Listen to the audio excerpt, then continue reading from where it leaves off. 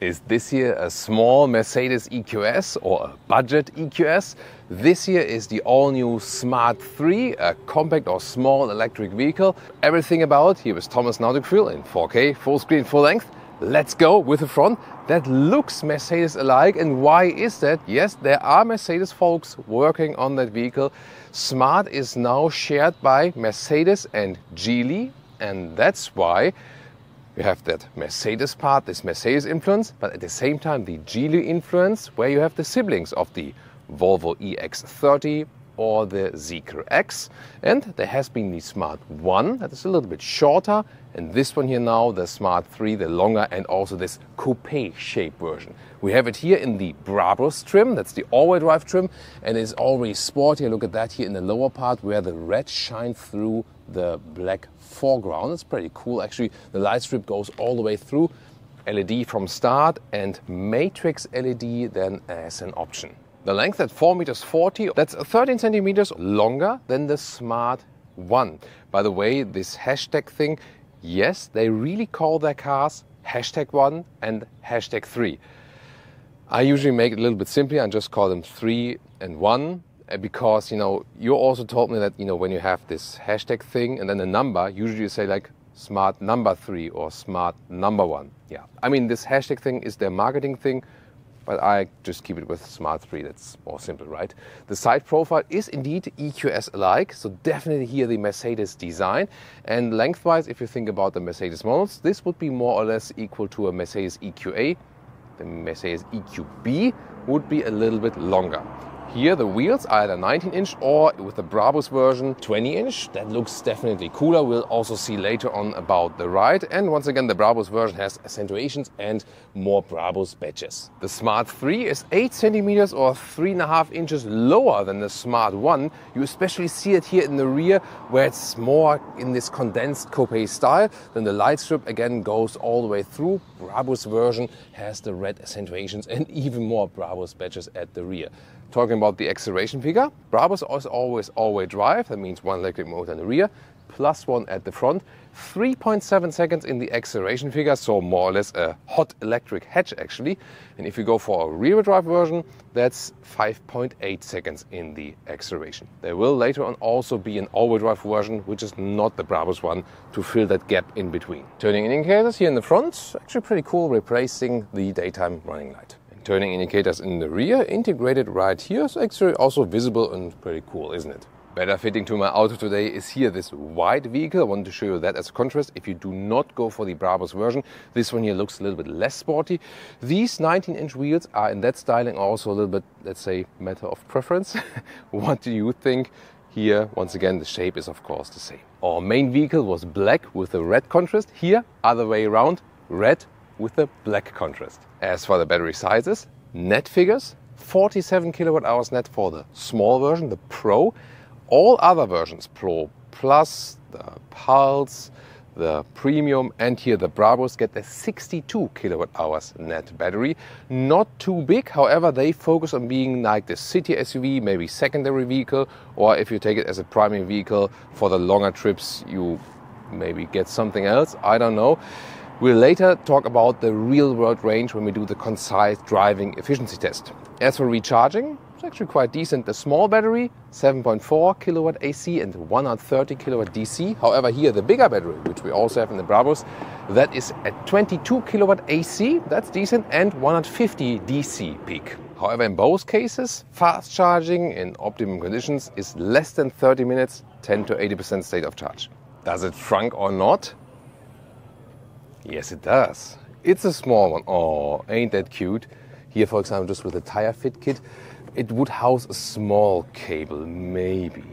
It's interesting here. They have a round key fob and feels actually quite cool. So unusual, but why not? And then when you open here, like this, there's also this real three-dimensional indentation on there. And you see completely flush then when you close the vehicle. What do you think? And they also give you this feedback here. Then we have frameless doors right here and door closing sound. It's actually quite cool. So that's rare for frameless doors, that the door closing sound is good. Then interior here, the red, wrap tight, red contrast, nice structure on the inside, galvanized window levers. And this really looks pretty much like Mercedes, doesn't it? Here in the lower part, however, all hard pack, and also here on the inside is hard pack. So when you have like a case or put the key in here, it's sliding all over the place. So that's why you would actually use felt on the inside. Steering wheel here in the Brabus styling. Then we have microfiber all around. That's pretty cool. Red contour stitches on the inside, real buttons at the steering wheel, and the quality here also is actually pretty nice. Driving selections here, P, and put in like this for a drive. I think it's an easy selection. Digital instruments, quite easy and nice to read. However, here with the driving modes, that I think, yeah, you have to like that. So this is when you switch the driving modes like Eco, Comfort, Sport, and Brabus. Yeah, pretty loud sound, and this visualization, for me, a little bit too much. Or do you like that? And the higher trims also include a head-up display. Panoramic roof, super wide, a fixed one, however, no shade. There, for example, the Smart 1 does have a shade you can apply. Then about the seats, in the Pro Plus version, get leather red seats. The Premium and the Pulse always have an animal share. Brabus here comes with a microfiber on the inside, and also interesting details here, these knobs, or how we can call them, I don't know. So it looks kind of cool, but you sometimes feel them when sitting on it, and you could also maybe look at it, hey, is there a fly on my seat or something? So I'm not sure yet. What do you think? So on the one hand, I found them cool. On the other hand, irritating. I have to make up my mind about that. Here the Smart 3, by the way, gets also in this Brabus version here the integrated head restraints. That's pretty nice. Then here with the stitching on the head restraint. And also if we look at the floor mats, they pay attention to details. Look at that. This high floor on this one, and then you have these, the structure on the inside. Headroom, yeah, plenty of headroom left. Look at that here with 189 or 602, no problem at all. It's also interesting here, this matte middle console. So what they did here is they used a spray that contains metal that was coated here on this foil, so that gives this special metal-alike effect. And also here the quality, when we open these ones, for example, here, listen to that. This is really Mercedes-alike, if not better actually. So good build quality. Here's an inductive charging pad, 2 USB-C chargers, and overall this look here with the 3 turbine vents. Anyone? Mercedes AMG GT in the previous generation? Yeah, there you can see that the Mercedes interior designer could play a little bit. Then we have this opening right here for the cup holders. These are also adaptive. And then there's this armrest. It's also a soft touch on the top part, well attached. And underneath there's even a cooling function. There's a nice ambient lighting integration, by the way, here, then also inside the air vents and also here. And you can also individualize the colors. So I said they pay attention to details. And also here, maybe even more than Mercedes. Look at that, the seatbelt holder. Fabric covering here on the one side, even on the other side, that it doesn't scratch along here, that it's soft and doesn't make any noise and so on. Well done. However, what could be improved here, this lower middle console storage, this is hard pack, and you can see here prone to scratches. This would need a felt covering that also things don't fly around while driving. Interesting also this knee pad here. So here at the inside part it's soft, the top part then is a little bit harder, and that actually works then when you put your knee right here, then it hits the soft part. So here in the Smart 3, because of the seating position that is lower and a little bit more stretched, it works with the knee for tall adults. And with the Smart 1 actually, because you sit a little bit higher, it's a little bit more condensed, there my knee would be like here when I'm driving, and then I'm kind of above the knee pad. So but here in the Smart 3 it works. And now Leah is showing us the features there in the top. So first of all, the lights, they work with touch like this. It's also more from a Beats sound system. And then you have for sunglasses the storage on top, also with a nice clicking sound. Click. And then we have the, ooh, that's cool. And the sun visors are also with illumination. There we go. Interior cockpit overview. I feel it looks like a Mercedes sports car, doesn't it? What do you think? Tell me in the comments. Here with the central form right there, then the turbine air vents, AMG GT style. Soft touch here, leatherette on the top part, and 12.8 inch the screen. Lower part are some hashtag capacitive BS hotkey buttons, but at least you have them. Here, for example, that's the one where I switch through the driving modes. And this one next to it is where you can, for example, activate the rocket launch, that's the launch control, and also change the recuperation level. And you have a good overview here from this infotainment system. Android Auto, Apple CarPlay is available now, also wireless. It will be rolled out to all customers that already have the vehicles very soon. And you can see this integration really wide using all the screen. That's actually pretty cool. The mirrors are being adjusted Tesla-alike then here at the steering wheel.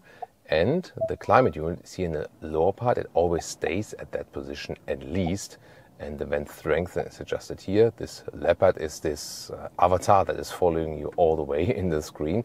And here you can activate the heated steering wheel. And here these micro rubber seats are also available with seat cooling. So while I appreciate that they have simple trim levels and not many options, there's one flaw to it. Because when you, for example, say, hey, I want the Pro Plus trim with a high-grade leatherette, then you cannot get the heat pump. Heat pump only for the Premium, Brabus and the Pulse. Rear seats, first of all, the doors here, also with a soft touch leatherette in the top part, just hardback in the lower part. Window in the rear goes down like this, by the way, always interesting to see.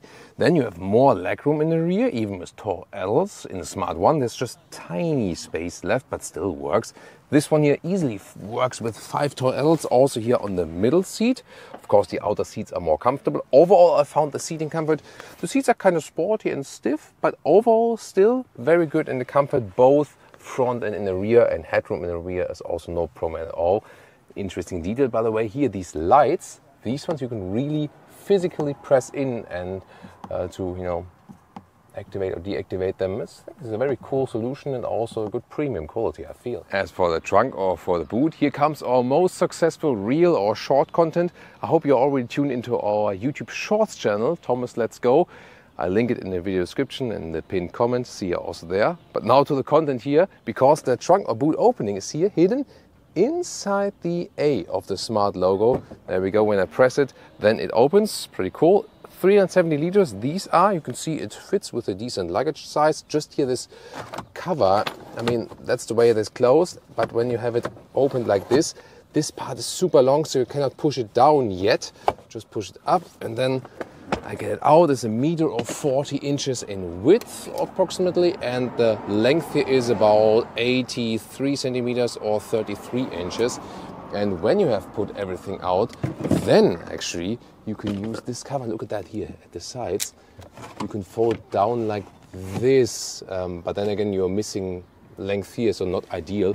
Underneath there is space for a charging cable, for example. Here also in the Smart styling.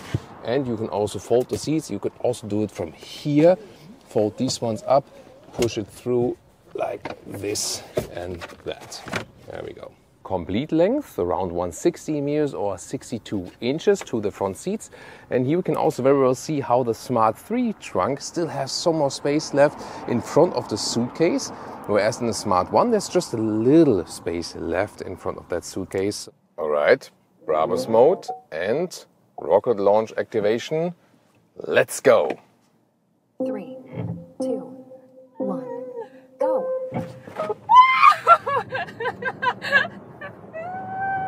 Plop. That was already 100 kilometers an hour, 60 miles an hour.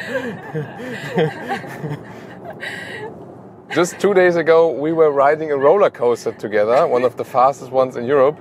And I can tell you, this was a similar reaction on the roller coaster. There was also with that race start with a 3-1-2 go. That was really interesting, right? Because first of all, I thought like, wait a minute, I activate the race start. Is nothing happening? Because sometimes you have this build up from like artificial sound and so on. But here it was this now. Yeah, why not? Definitely super quick. So, you always have rear-wheel drive when you have a rear-wheel drive version, all-wheel drive, the front electric motor is usually in normal modes on demand, but when you're in a sporty or the Brabus mode, then it's already engaged. Then you can get the best acceleration out of that vehicle. Otherwise, it takes a second. For example, when I'm here in the like a comfort or in the eco mode, and when I would then hit the throttle quickly, then it takes just a split of a second that the front electric motor is also being activated. So, yeah, you have to decide then if it's more this eco approach you're driving or if it's the sportier approach you want. But that works very well. 20-inch wheels at the moment, the road is pretty even. That means we also have good comfort. Pretty tight in the seats, but it's actually also good comfort. So I feel they serve sporty and comfortable purposes. Steering wheel has a good feeling, or the steering itself, fine adjustment. It also changes according to the mode. For example, in the Brabus mode, it gets then stiffer when you have it on that auto setting. However, you can also adjust it in the menu that you, for example, always want a light steering or a medium or a heavy steering. So that's good that you can actually choose that. Choosing it while driving is maybe not the most clever idea because it is somewhat distracting, but you can set it once and then it's actually fine. Or here, when you leave it on auto, then again it switches according to the driving mode. Suspension does not change. It's not an adaptive suspension, so it does not get stiffer or softer depending on the driving mode. But overall, I think they found a good setup here. In the Brabus, of course, everything is tuned to this sportier approach. You know, that Brabus used to be started as this only tuning company for Mercedes, then evolved. Then Brabus had this cooperation with Smart already pretty early. That was already for two versions, for example. And now they're working together even closer than, especially like with this branding all over the place and so on. Here, 120 kilometers an hour, like 70 miles an hour. It's actually good as for the wind noise and so on, so it's decently silent. It feels like a premium ride indeed. Here I feel a little bit longer wheelbase than the Smart 1 also helps to make it a little bit more settled on the road. The Smart 1 has a little bit more movement, which is a little bit too hectic, I feel. So the Smart 3 definitely here with a tuned setup. I also talked to the CEOs of Europe and Germany from Smart, and they said here with the 3, they tuned it even more to be more likable as for the whole suspension setup. And I also have to applaud them for that they really take customer feedback and also feedback from the journalist, and they really listen and then act accordingly. It's a funny story, by the way, that one of the first Smart customers here from the new Smart generations is Dieter Zetsche, the former CEO of Daimler or Mercedes. And he actually said, for example, hey, like the attention assist is too loud and it's reacting too early and so on. And then they changed it accordingly, taking his customer feedback. It's also a quite funny story, isn't it? So here on the motorway, it's really behaving very well. It feels kind of engaging, at the same time good comfort. And indeed, I've just been driving the Smart 1, and then switched to the Smart 3. And everything from the assistance systems and the beeping sounds and so on, it was really annoying in the Smart 1. They fixed that now in the Smart 3, so here, way calmer experience. Here also the assistance systems. At the moment, active cruise control or the active lane keeping assist is activated. So you can see here, it's keeping the car in the lane in a quite smooth way. So on the motorway, I think it was a little bit too loud when we are above 80 kilometers an hour or like above 50 miles an hour or something like that, then I feel the wind noises are really picking up. In the Zeekr X and the Volvo EX30 it was the same, but there, especially from the side mirror, here I think it's a little bit better as for the side mirror, but it's not the calmest car at high speeds. At low speeds it's actually absolutely fine. And now we're going for some windy corners, have some more fun driving modes, go once again to the Brabus mode, that we have good acceleration and so on. And the steering feel once again is pretty cool, really precise and direct. The suspension together with the 20-inch wheels is somewhat stiff, so it means for sporty driving it's pretty cool.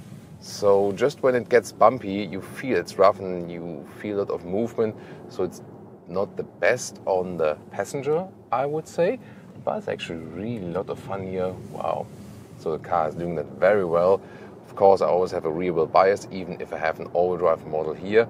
and it's accelerating out very well. As for recuperation, different modes are available. So here you start in standard. This is already quite strong, so even the standard mode is not at all about rolling.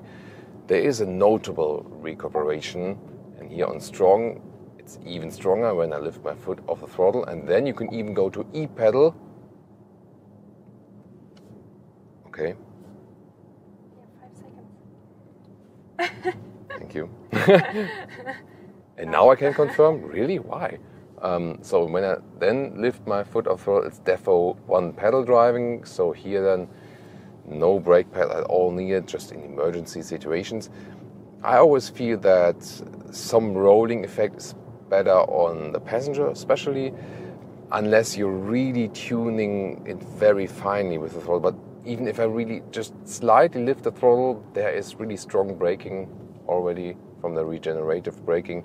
So since the standard mode is already quite strong in the recuperation, I would rather recommend to go with the standard, but yeah, you can tune that to your liking. Here, really tight corners, but it's also not a long vehicle, and smooth and seamless acceleration out then here. Wow, that's pretty cool. So I like the overall setup. The Volvo, being a little bit smaller, felt more hot hatch-alike. So I wouldn't exactly say that I have the purest hot hatch feeling there. I had it in the Volvo EX30. Here it's a little bit more balanced. You feel more like in a more grown-up vehicle if you compare it to the Volvo. So I feel if you could compare now Volvo EX30, Z-X, and the Smart 1 and Smart 3 in driving, the EX30 feels best in the sporty driving as for suspension setup. Smart 1 more similar to that because it's shorter. Smart 3 feels most elaborate in the driving because here also in comparison to the Z-X, here the assistance system and so on, they've done a better job there. It's working, it's just working everything. The Z-X, they need to tweak the software things a little bit more. So yeah, that's what I would take from driving all of these siblings, that the Smart 3 feels most elaborated from the whole thing, and also user interface. That's the worst in the Volvo, by the way, user interface. Here I have head-up display, I have instruments, I can pick which one I want to look at. That's actually fine. I don't have any of that in the Volvo. However, I have that one in the Z-Cruiser again. Then the Z-Cruiser X is the best in the interior quality. It looks like a luxury vehicle from the interior, and also all animal-free. The Volvo, at least, all leather-free. Here, in the Smart, they need to upgrade that because they still have a lot of animal skin choices or parts in the vehicle. But driving-wise, does it very well. So here also, when the roads are very even, 20-inch wheels and the stiff suspension, they do help. Beautiful roads here on Majorca. I love that island. They have so many beautiful spots, especially in the northern part of the island. So it's not only, like this party, the Germans say the Ballermann, where they have a lot of party and beer and everything. You get the picture. But it's also beautiful landscape spots here, especially in the northern area, and great also for car driving or for cycling actually. Yeah. So really liked it from the sporty aspect, but the question is, when we drove everything, motorway, 120, 130 kilometers an hour, 70, 80 miles an hour, and also here winding corners, uphill, then we go downhill again, also some city driving, everything together. What about the fuel economy and the real world range? Fuel economy, energy economy. Oh, cheap. And our final consumption test. So note that on the motorway, at around 120 kilometers an hour, 70 miles an hour, consumption went up to about 23 kilowatt hours on 1 kilometer. So that's less than 3 miles per kilowatt hour. However, the overall, with everything city, mountain up, mountain down, we also had some nice recuperation here. So 8 kilowatt hours recuperation, 31 kilowatt hours total consumption, so you can deduct that from that. It's actually pretty decent. And everything together, around 20 kilowatt hours on 100 kilometers. That's a little bit over 3 miles per kilowatt hour. Means for this, the bigger battery here in the Brabus version, or in the other versions, except the very small one here, around 320 kilometers of real-world range. That's around 200 miles. As I said, it's not meant for long-distance journeys, more for city, mid-distance and so on. Then again, you don't need so much raw materials. So it always depends on the use case, of course. Which one do you find best of all these siblings? Smart 3 or Smart 1 or the Volvo EX30 or the Z-Cross X?